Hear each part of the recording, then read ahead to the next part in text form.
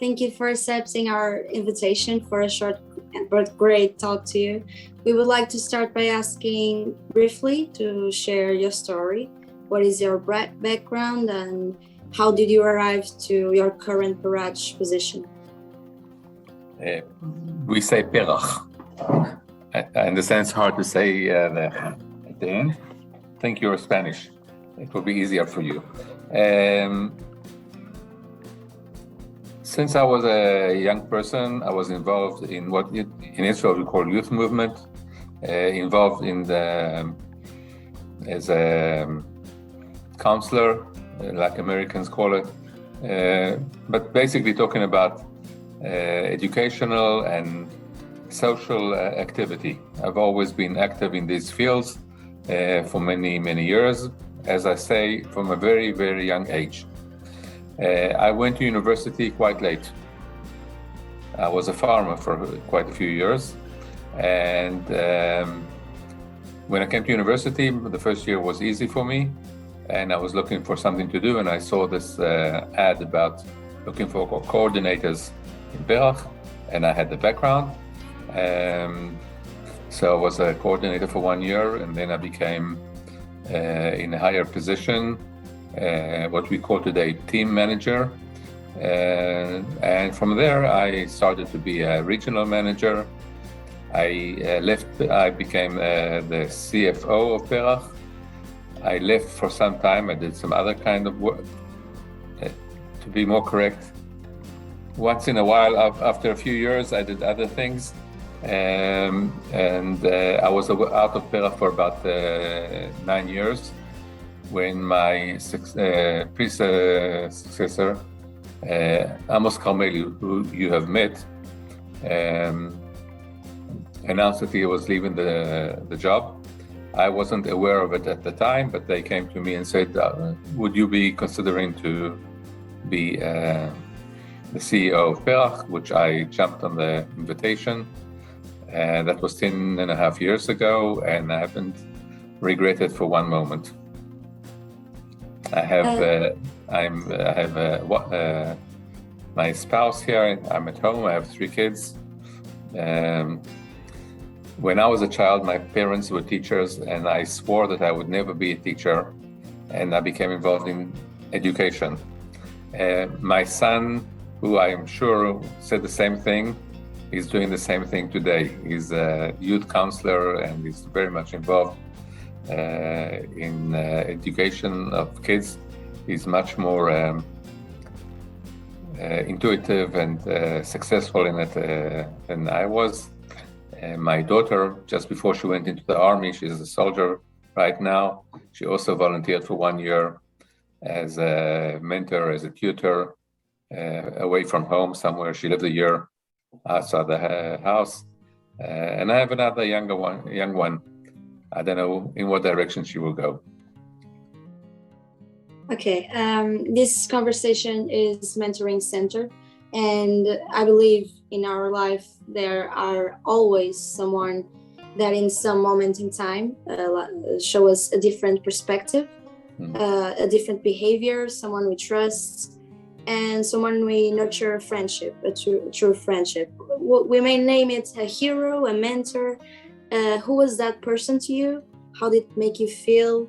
And did they help you on some dimension? Talk about that. Thank you. I like your question, because when I speak to our coordinators many times, I address something like that. I say that everyone has more than one meaningful adult in their life. And we hope that our mentors become meaningful adults in the lives of the children, but we should understand that they are not the only ones. In many cases, they're not the only ones who are meaningful. That doesn't mean they don't have a role. They still have a very important role. When I tell the story, I talk about 2 people that were important for me in my life.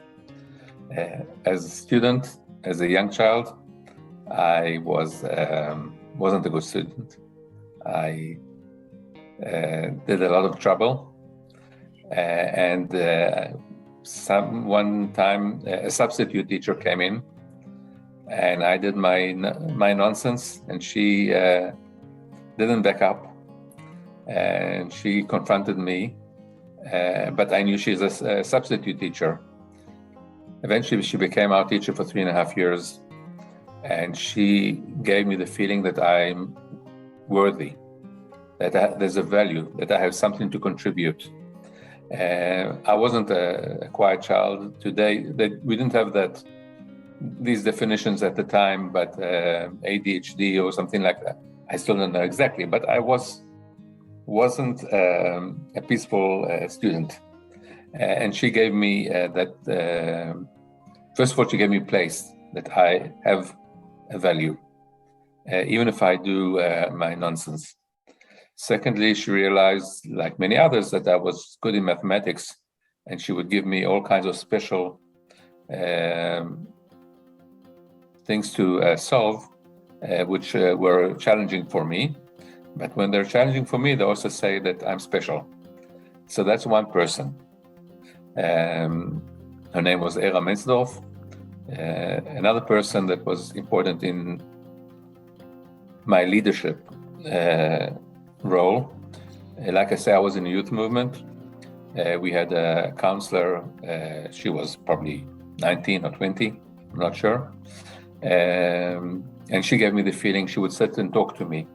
And like I say, that maybe at the time she sat and spoke to everyone. I don't know.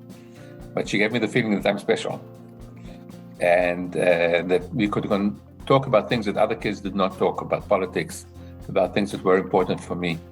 And again, that I had leadership skills and things like that. And she encouraged that in me. So these were two to start with. There are others as well. I can speak about my parents, which I confronted a lot, but when I look back, I see so many things that are similar and that I've taken from them. But when I look outside, Era, my teacher, and Bilha, that was my counselor, these are two people that were outside the family circle, and they were meaningful adults in my life as a young person, and that led to do other things later on. Okay, right now we are adapting Perach mentoring culture, tools and framework to our Portuguese children, and reality to our children. For you, what is mentoring all about? One is to be a meaningful adult in the life of a young adult who's meaningful in the life of another young person. The main thing is to create personal connection, and through that to create trust and confidence, and to create a space twice a week, only 4 hours, but a space that the child is in the center. The personal connection is something that I see is important in any age that we do mentoring. Even when we take university students, and in Israel, university students can be much older than the ones in Portugal. And some of them are with learning disabilities. And when they have a mentor, a colleague in university, it's not the academics that does the trick. Sure, it is, that's why they're there together, but it's creating the personal connection and the feeling of trust and security. If we travel into the educational system, into schools, we will find different roles, different people. What are the main differences between a teacher or a private teacher or a mentor? I'm sorry if I'm distracting from what you're saying, because again, what makes a good teacher is actually being a mentor. Not as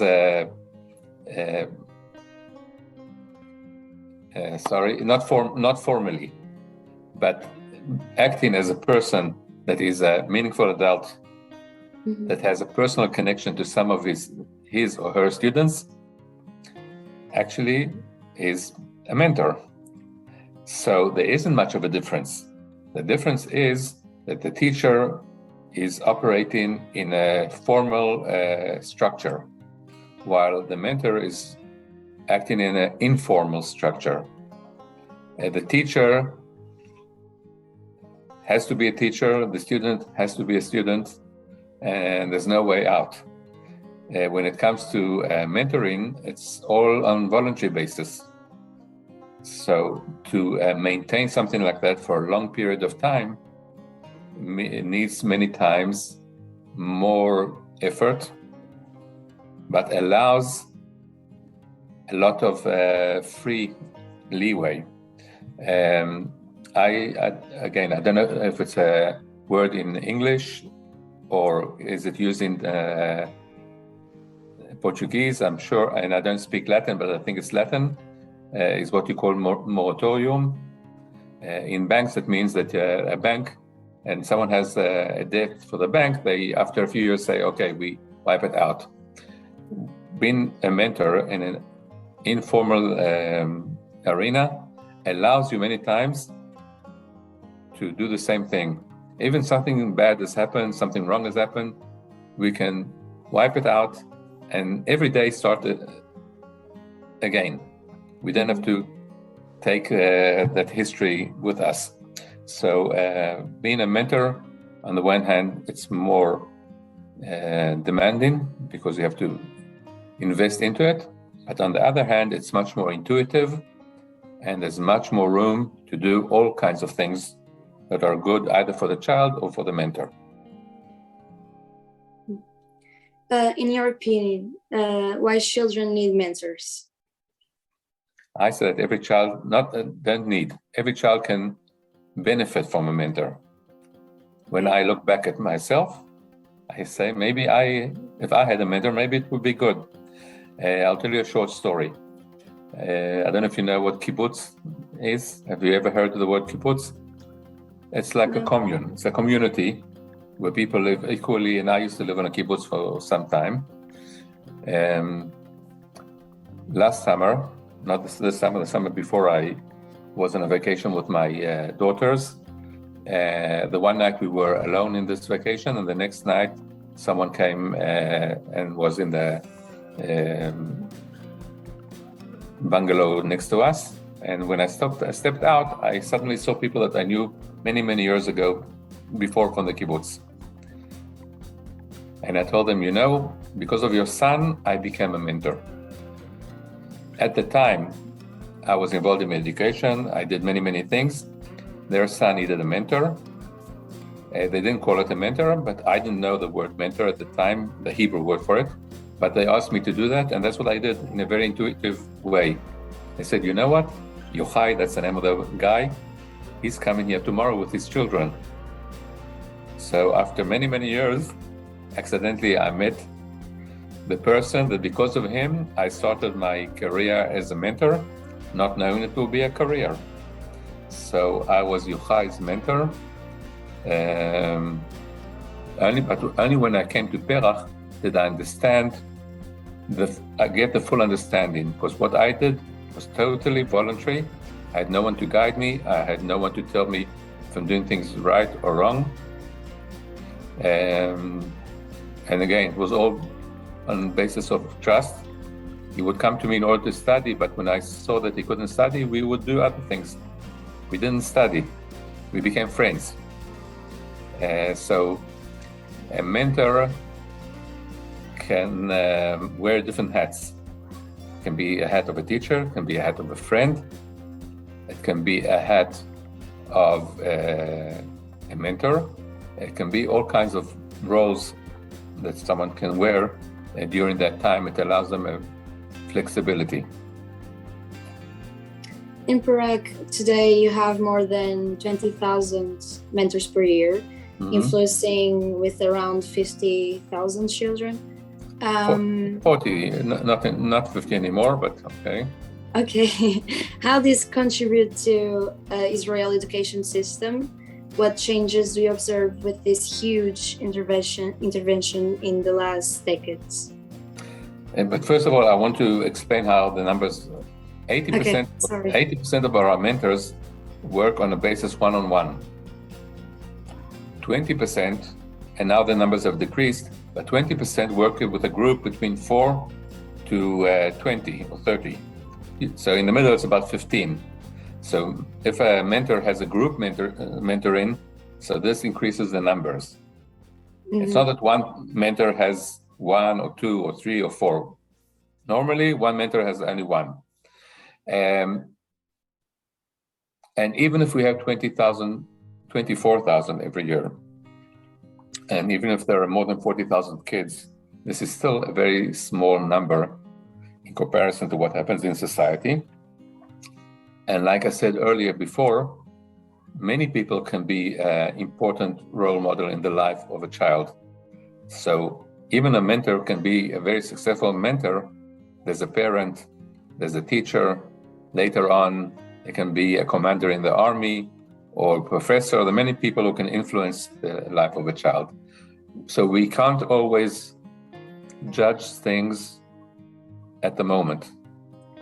Many times we need a perspective of a long period of time. Sometimes we can see the success right away, but sometimes the footsteps or the mark can be seen many, many years later. Yeah. But socially, Perach has impacted the whole world of informal education in Israel. There are now tens of organizations that are similar to Perach, not necessarily doing the same thing. Some of them focus more on teaching.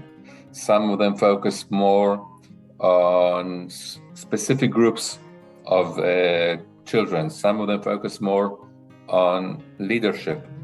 But the concept that a young person in university can be a mentor in a wide variety, and that if we benefit the mentor through a scholarship, today our scholarship is much lower than other organizations. Some of them give twice or maybe even 3 times more than we do. But 50 years ago or 30 years ago, Perach was the only one in the area. So, like you're trying to take from us the good things, they've done the same thing. Many of them have come through our system and they went on their own way. So it's not enough to have goodwill. It's not enough to know that you can be an educator and do it on an informal way of practice. Even this needs a structure. And you're all the time moving between the structure and the informal. So to find the balance between the structure and the informal is the important part of it. You have to find the balance all the time between all kinds of things, not only because of that. So other organizations have learned from Perach, that there's young people can do something good, but if you want to have large numbers, you have to find a way to benefit them. Secondly, that there has to be a structure in order to assist. It's not enough. Everyone can do something like that on their own. But as I mentioned to you before, and I volunteered in other places as well, when I mentioned this young person that I was his mentor the first time, Yochai, there was no structure. There was no one there to tell me what is right, what is wrong, what goals to set for myself and for him, when to know how to go back and not to push too hard. Everything was intuitive. So intuitive is important, but you need someone to help you guide the way.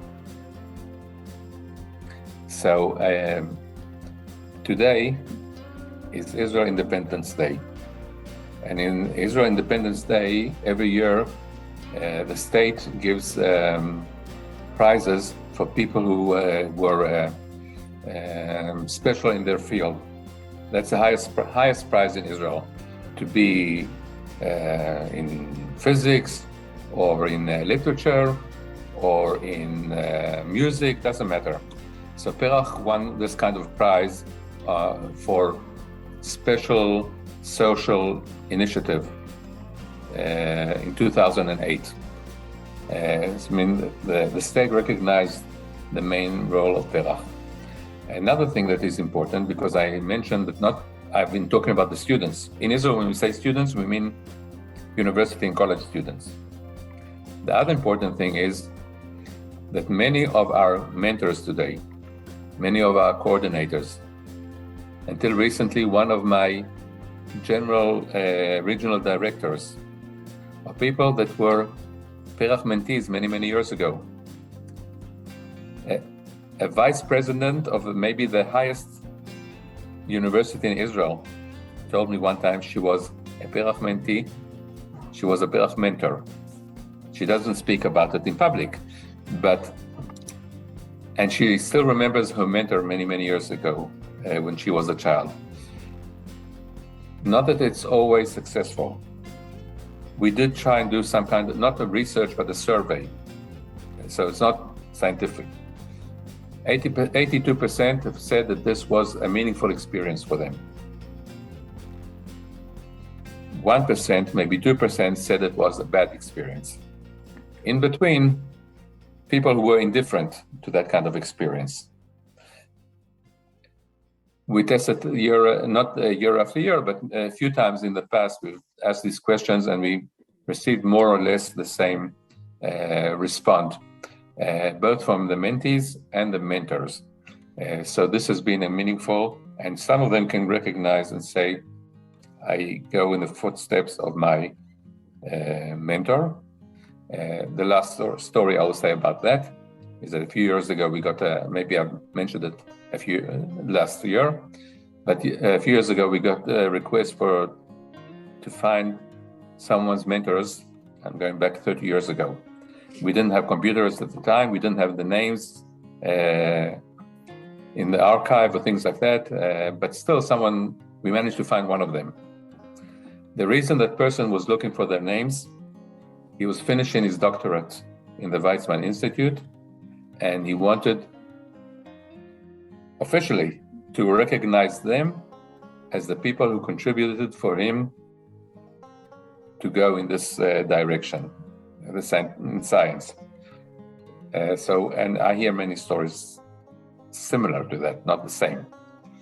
So it impacts, you cannot measure. One of the two people who started Perach 50 years ago, or just less than 50 years ago, Professor Harari, he used to say, how do you measure a child's smile? You're smiling right now. You cannot measure. You cannot measure. I mean, if we manage to bring a child to smile, if we manage to bring 40,000 children to smile, that's an achievement.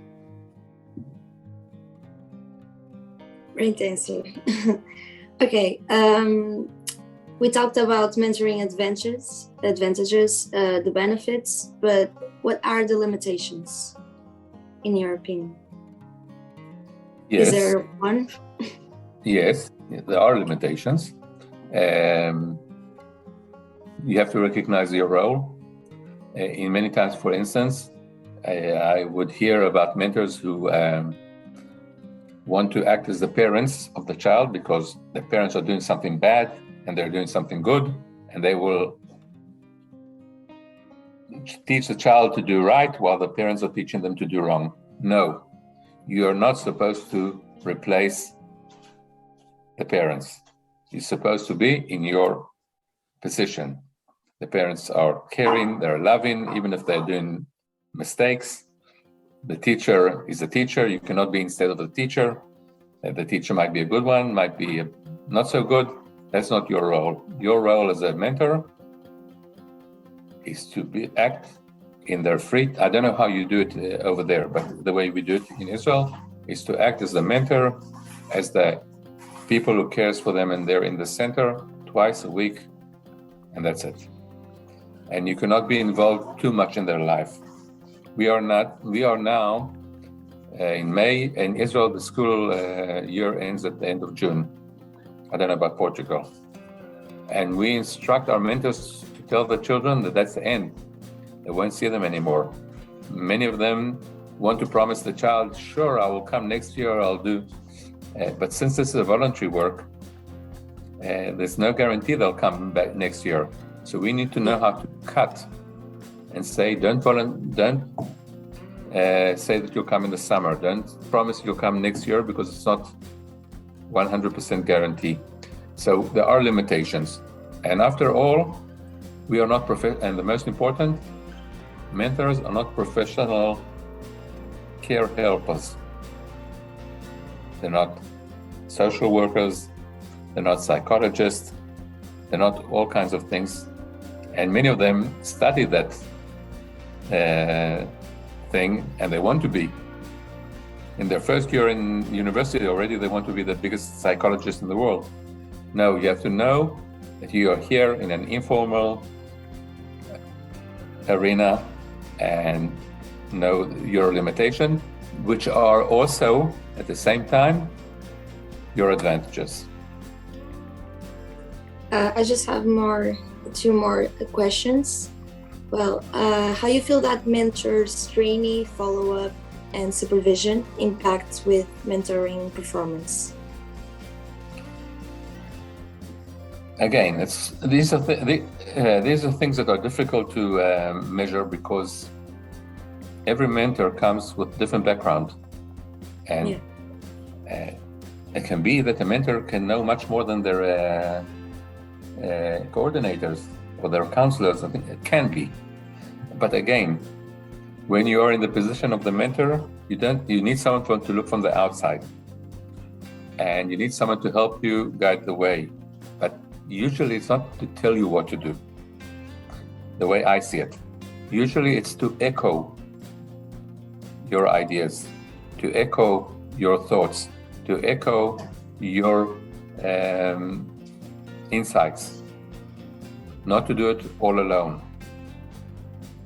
Sometimes the coordinator or the professional counselor have their own insight. Many times they'll have something important to add, but I think their basic role is to echo what the mentor thinks. Sometimes you also have to tell them, this is not the right way to go. If I gave you the example before, that someone thinks that they're the best psychologist in the world, you tell, hey, slow down. You're not the best psychologist in the world. Well, you're not a psychologist for Ricardo. For Ricardo, you're a friend. You're a mentor. Yeah. That's your role. So they have an impact. Now, sometimes we do things in a group setting, and sometimes on a personal setting. Again, working with 30 students is not the same as working with 3,000 students or 20,000. Mm-hmm.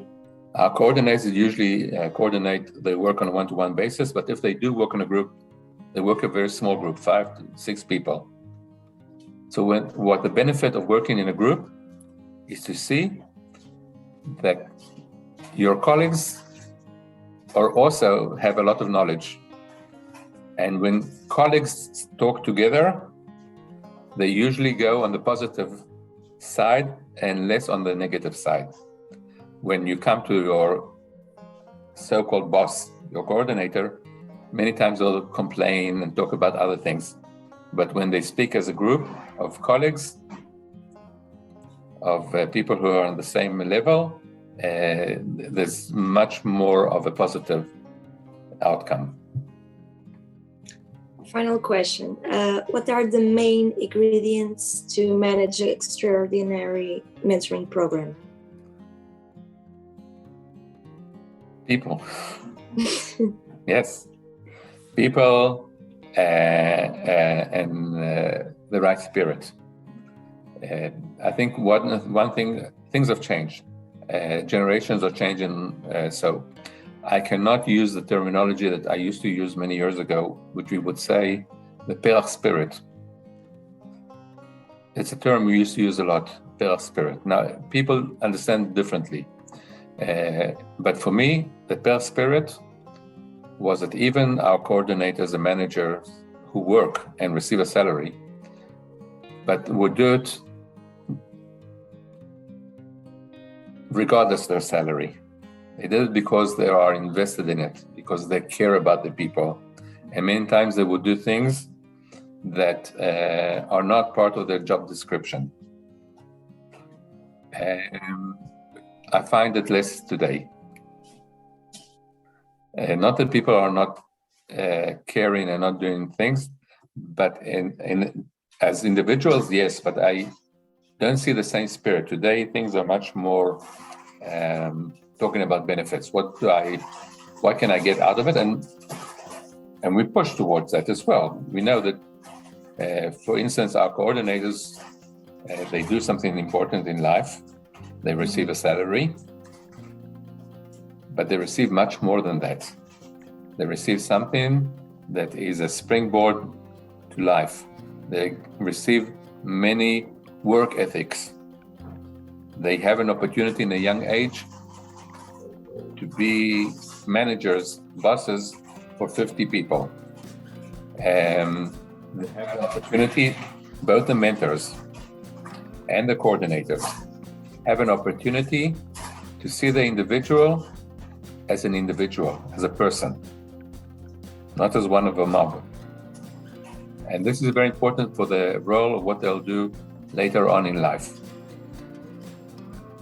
An example that I can bring, I don't know, you said that you work in Porto, I don't know about Porto. We usually work in disadvantaged neighborhoods. And I remember many stories of coordinators that would come to a house, knowing that there's a house with lower social economic status. And many times the children would not have money for books and things like that. But they would have a huge TV in the living room. And that would drive people crazy. And we would say, don't judge. It's not your role to judge them on how, there are other extremes, but this is their culture, this is what they are. Focus on the child. Focus on the child, on his potential. And that's what we're looking for.